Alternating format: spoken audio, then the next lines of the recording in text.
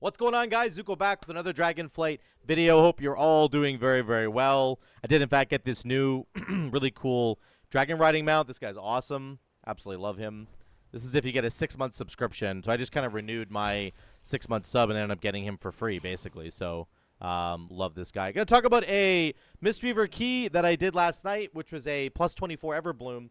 We're basically pushing into plus 25s now. I hadn't really been doing it on my monk, though, and I think I'm going to probably switch over to doing it on my monk just because some of the tools for the monk are really, really crazy. I'm not going to abandon the shaman altogether, but just potentially that's what's going to be happening. But also got past 3k AO. I just want to talk about how difficult some of these dungeons can be and how sometimes it's just important to persevere in the face of, serious adversity where you think you're going to fail and you think there's no time left on the key. Because on this key, there was absolutely no time left at all. And I'm going to walk you through the process of what I'm doing with my skills as I'm kind of approaching each pack as a Mistweaver monk. Some of the most important talents here are Focus Thunder comboed with Thunder Focus Tea. We're going to talk about this a lot in this key because this saved people multiple times over and over and over again, right? You have your major cooldowns here, which is, of course, your Invoke Chi-Ji, your Shaylens, and then your Thunder Focus Tea. You have Revival as well if you ever need it. And then you have your regular healing that's coming out from your Jadefire Stomp, doing all of your melee stuff, right? But the Thunder Focus Tea can and will save lives multiple times in a row. I also have a Trinket, Blossom of Midrasil, which is so insane. This is from the raid. It overhealed by quite a bit, but it also will save people when they're in a pickle as well. So let's just dive right in. I don't want to take too long on this video. I'm going to show you just from the Twitch VOD exactly what's going on here. This is the opening pack. So, Yeah, I'll be able to let me make sure I turn the volume down a bit because there's a lot of talking in. Here's the opening pack, and we pull really big here, and we lost. This is a fortified week, right? Fortified Sanguine. This is an Incorp, sorry, is the last affix. So we have Paralyze for Incorp, Paralysis, I guess. We butt pull here by accident, so we've already made a mistake. We're pulling more than we meant to, and then people start dying. This pull ends up really going south. What you want to do in this pull is, just try to top people off. The main thing that's going to kill people is when the Berserkers jump to them while they're already slightly damaged from the poison dot that happens when the Abomination explodes. So Noxious Eruption comes through, and then people are getting jumped on at the same time. That's the deadly combo that happens, and it's incredibly difficult to mitigate that. The people who are getting jumped on essentially just have to run out of the way as best they can, but it's just not that clean all the time. One really important thing that you can do for your tank in Everbloom is make sure that you are Tiger Lusting him as much as you possibly can, okay? Because that will get rid of this debuff that's on him from all the leaves, the little tree dudes. They put a debuff on the tank that slows them and increases the damage that they take. You can Tiger Lust him, which removes the slow, and therefore also removes the damage taken debuff. So it's really, really strong. And I did it earlier on this pull, and I do it later in the dungeon as well to our tank, but people just end up dying over and over and over again. So we're just going to skip past this part. My computer's being loud for some reason. Then we go to the next pack. Again, same thing. There's some Choking Vines this time. There's a Naturalist. They always do the Choking Vines. But again, all the leaves are going to stack up a debuff on the tank. And then there's the little butterfly bug things. Not butterflies, whatever they are. Little stingers. They're jumping out and stinging people. And you can get rid of that as a monk. So bringing a monk to an Everbloom is a really, really good thing to do. Paladins are also really good. You can get rid of those poisons. That is a massive load off your shoulders to be able to just remove that. Now, we pull this pack, we kill it, and then unfortunately, right as we're getting done this pack, once that last stinger is done, somehow as we're walking past here, somebody pulls Gnarl Root. I don't know how. I don't think it was me there because I just didn't get close enough. So I'm not sure who ends up pulling Gnarl Root here, but in a second, right as this pack's about to die, on this next, we pull Gnarl Root right behind us. Sorry, let me back up. Make sure we can see it. He's right here, and we have to squeak past here. It is possible to squeak past there and not pull him. So I don't think it was me right there, but then he ends up pulling to somebody.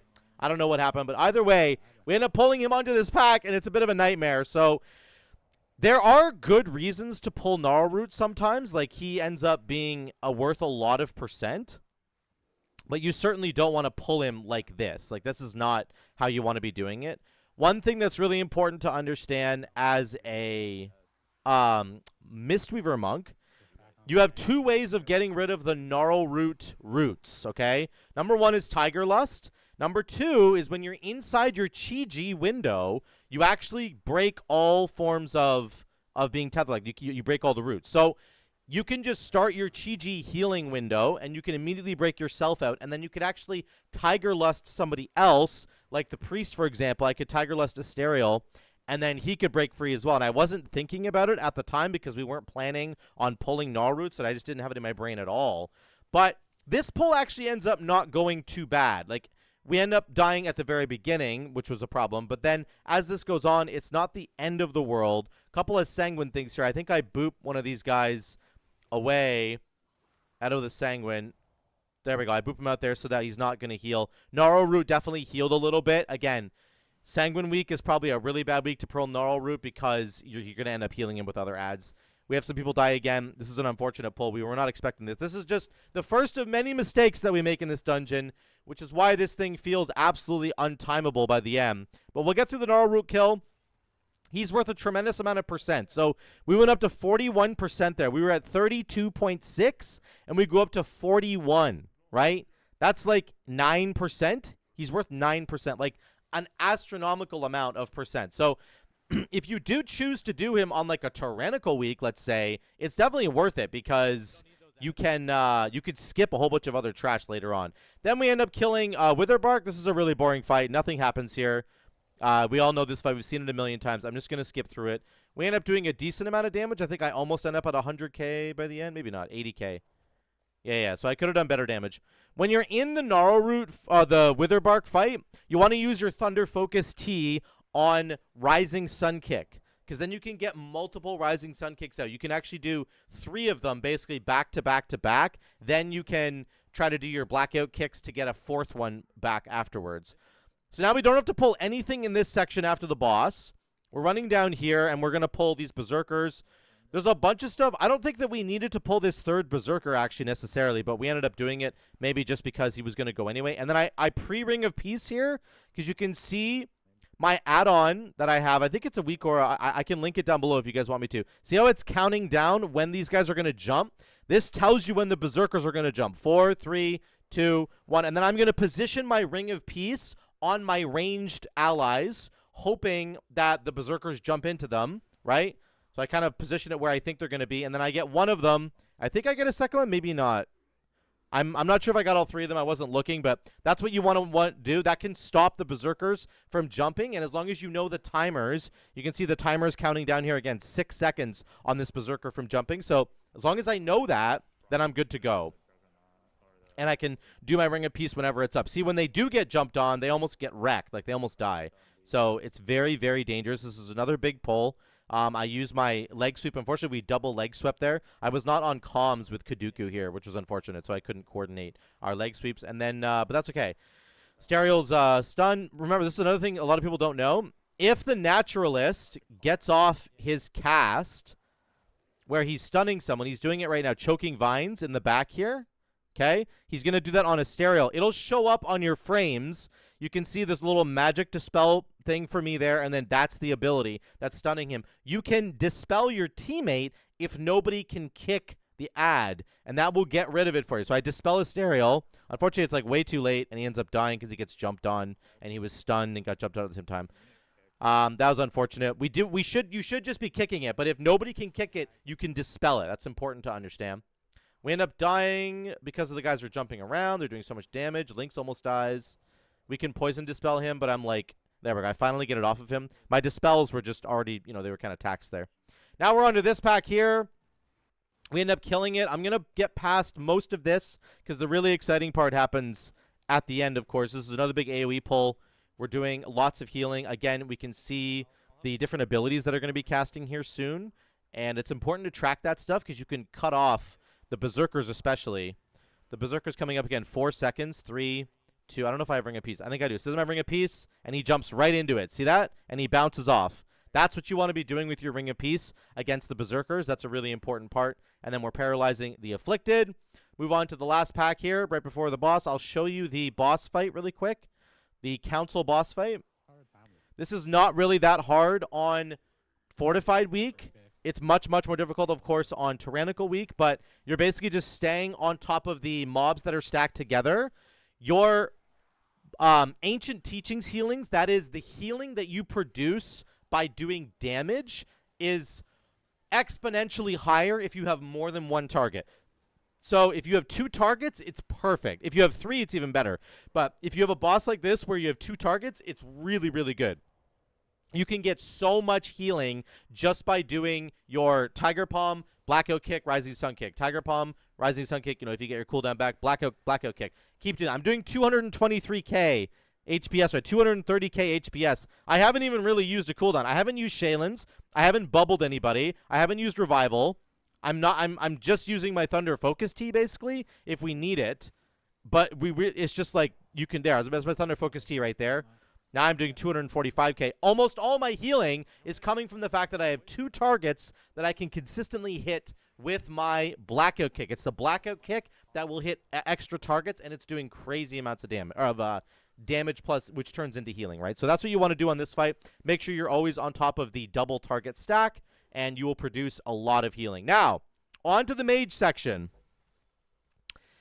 This gets a little bit dicey, and we're kind of running out of time here. So we kill this first pack, then we have this Pyro pack. This is so dangerous on Fortified. When they do the Cinderbolt salvo, it is really dangerous on Fortified. You need to blow something here. So I think I blow Thunder Focus Tea right there. I do 2 Enveloping Mist. That's the most common combination that I do, by the way, in Mythic Plus.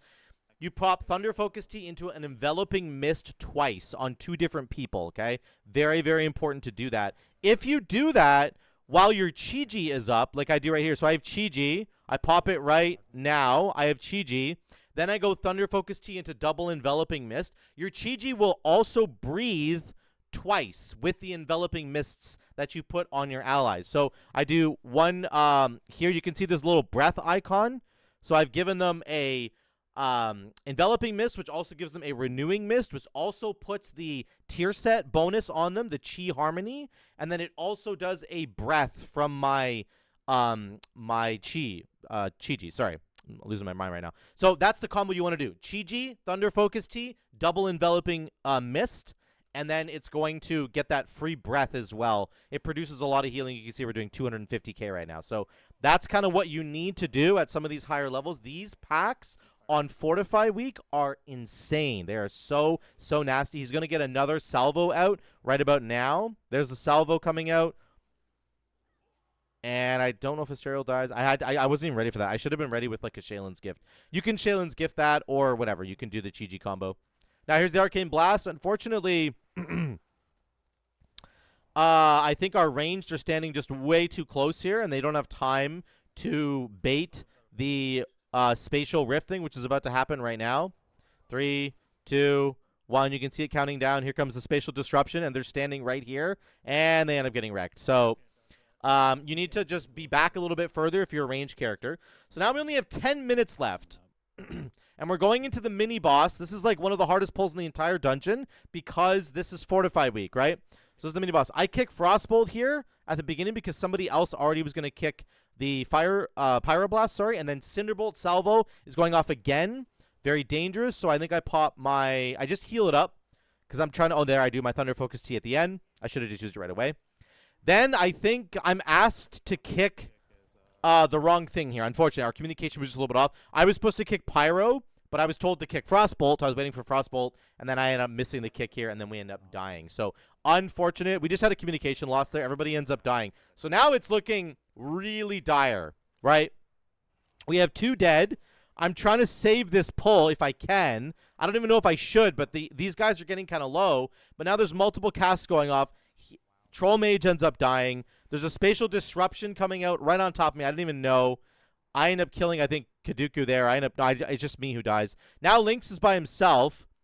He's trying to save the pull, but he ends up dying to Salvo. We come back in range right as Salvo's going off, and we die again. Now we're at 7 minutes and 30 seconds, and we're thinking, like, this key is definitely bricked. Like, it's over, right? By the time we get rezzed and get back to this pack, it's at 6:42. So now Salvo's coming out again. We're doing it all correctly this time. I'm doing big heals here. Thankfully, these mini bosses, 2 of them will keep their HP. The Arcane and the Frost one will keep whatever you got their HP to. But the Pyros seem to go back to full health for some reason. I don't know if he likes. I don't know why. But anyway, all right. Keep everybody. The last Cinderbolt salvo goes out. I keep everybody alive. We end up killing these guys. Then we have 6 minutes left to kill 2 bosses. And yes, it's Fortified Week, but these are some tough bosses, okay? So the Destabilize going off. I don't have any cooldowns. Like right now, I have no cooldowns. I have Thunder Focus Tea. That's about it. I don't even use it, and I should have. I don't know. I was really discombobulated right now. I should have used it every single time. You should just use it on cooldown because it's so strong. But now I have it up for the next fire. So now it's fire plus ice, right? Is coming out. Oh, look at my cooldowns. I have no Chi-Ji. I have no revival. I do have Shaylins, and I do have Thunder Focus Tea, and that is actually enough. That is enough to get us through this. So here it comes. I run out. While I'm running, I press my Thunder Focus Tea. I hit Enveloping Mist on 2 people. Then I do my Shaylin's Gift. I channel Shaylin's Gift right here while I have a 1 second like moment to channel it. And the fire is about to hit me. Look at the fire. It's going right now. My Shaylin's finishes, and I roll out right at the last second, and I top everybody with the Shaylin's. Really, really cool moment there for me. I'll just do it one more time. We're running out. Thunder Focus Tea, channeling Shaylin's. Boom, hit everybody. Roll out of the fire. It's just a really, this is kind of some of the stuff you have to do in these moments if you want to use your cooldowns correctly, right? Like, those are the only cooldowns that I had, so I had to use them. Now I end up getting Chi-Ji back, which is good. I don't have Thunder Focus Tea, but I do have Chi-Ji. I pop it right now. Now we're going to get yoinked over here, which is fine. That was really good baiting by Rich and Estero. They did really well there. Now we're back. That was basically free. I didn't even need to pop Chi-Ji. That was actually a mistake. I should not have used Chi-Ji there because there's no damage going out in that phase. So now I don't even have that cooldown. I don't know what was wrong with me. This was really, really bad play, honestly. Now we get the Cinder coming out again. I can do another Shaylin's. I have to get Troll up right away. So now I don't even have to use my Shaylin's. I just used my double Thunder Focus Tea to get us through that. Now we're going to have Fire plus Ice, I believe, because we just had Fire plus Arcane. So here it comes. Cold Fusion plus Fire. Now, I have Shaylin's for this one, but that's all I have. So I need to be running away, and I need to be vivifying people. There's my Shaylin's channel right there. I get it off right away, ends up saving people, and then I can top people afterwards. There's just that initial chunk of damage that you have to get through. Now I have Thunder Focus Tea coming back for the next one, which ends up being, I believe, just Ice plus Arcane. Nothing crazy there, and then we end up finishing off the boss, which is good. And we actually killed her in much, much less time than we thought we would, right? And this is what's pretty typical about Fortified Weeks. I think most of the time people think, oh my god, you only have 6 minutes left. We had 6 minutes left to do this pull, and we killed that boss in 2 minutes flat. That only took us 2 minutes. So now we have 3 minutes left to kill this last boss. 3 minutes and about 10 seconds or so, okay? This is not really enough time to kill this boss. Realistically speaking, I think even on Fortified Weeks, you need about 4 minutes to kill this boss because it's such a long fight. But we do have Lust, and people are popping off with their damage, and we're going to see if we can do it. But we have 3 minutes left to do this. So, yeah, basically everybody at this point thinks that this is over. I'm going to get all the Incorps. And then here comes the Verdant Eruption. This is the ad is out. This is the most damage that people are ever going to take, right? I have to be really careful here. I use my double Thunder Focus Tea. I don't want to use Chi-Ji. I want to, like, spread out my cooldowns so that I have one for each time the ad is up, and then I can Touch of Death. I think I Touch of Death the next one. I'm going to go collect flowers, and Lynx is going to go collect flowers. Nobody else really should be collecting flowers, though, because we don't have any time. So the DPS need to stay on the boss if possible. I'm going to turn up the comms here and we can just listen. Colossal Blow, lots of damage.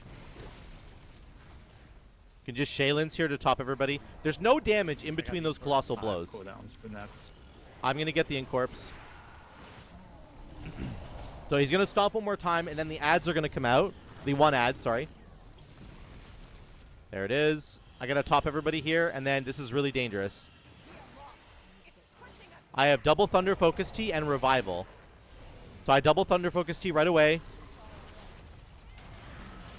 Phelan Stomp. I pop Revival right there. Then I Shaylin's. Now I need to go get flowers. The ad is still doing damage, though. I should do another Shaylin's there. Quick Shaylin's. Got lucky. I think it crit. I think I got lucky there. Now, we have a minute and 20 seconds left. All flowers, next one. I got the Incorp. So Lynx is saying that we just ignore all the flowers on the next one.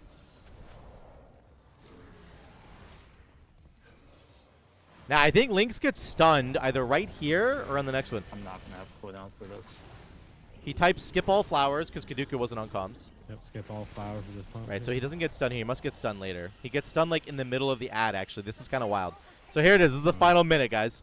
Here, the ad's up. This is it. Right, he gets stunned right there. Why does he get stunned right there? Oh, he gets stunned by the ad spawning. So Lynx gets stunned there. Got stunned. He tells me he's stunned. He's getting beat to death. So I hit him. Look at it. He gets really low. So I hit him with a Thunder Focus Tea into an Enveloping Mist. I want those Enveloping Mists for my allies, like, desperately. But I just had to pivot right here. And then I have my Bubble up as well. I do have cooldowns. There's Chi-Ji. Skip all I bubbled the flowers. stereo, I believe. There's Shaylin's. Now, we're just going to turn let the on flowers focus. spawn. We don't have time. Incorp. Two. One behind, one on. There's 2 Incorps. I go ahead and kick this one Back. because nobody got it. I got it. Standing close. But it didn't matter. The flowers are spawning. Holy shit. And we get it done. Nice. Isn't that job, crazy? man. That was wild. I got 21 points for that. That was kind of wild. But that's how close that can be sometimes. But I just wanted to highlight, actually, mostly that despite the amount of deaths that we had, let's look at how many deaths we had, actually, really quickly. Despite how many deaths we had 26 deaths, and a bunch of them were, like, really bad deaths, right? Like, we wiped to the mini-boss before Archmage Soul. Like, that's really bad time to die. Despite having that happen, despite all the mistakes that we made, we still got this through. And I think on Fortify Week in particular, it's always really important to understand that the boss fights are only ever going to take you like 2 to like 2.5 minutes. Even the really tough boss fights might take you 2 minutes and 45 seconds. Like, they just don't take that long on Fortify Week. So if you can really just keep pushing yourself, remember that you have more time than you think you do if you've dealt with most of the trash up until that point. So it's a really important thing. Just keep it in your head. Remember that you can push yourself to get there. And remember some of the important combos for Mistweaver. My Thunder Focus Tea into double Enveloping Mist because of Focus Thunder, it is so huge. It is really, really huge to have that combo. It makes all the difference in the world. Yeah, it's just really, really important. I think I had Rising Mist on for that fight. I was just doing something different with Tear of Morning. But this is the build that you want to be looking at. Rising Mist, your double Thunder Focus Tea. Remember all your cooldowns that you have. And I promise you, you'll be able to time these keys, even if they look like they're completely doomed from, like, the halfway mark. So let me know what you guys think in the comments down below. Let me know any experiences that you guys have had with keys that are this tight, or any Everblooms that you've done, which are very, very difficult. I would love to hear from all of you down below. Thank you so much again for watching, guys. Love you all. I will see you in the next one.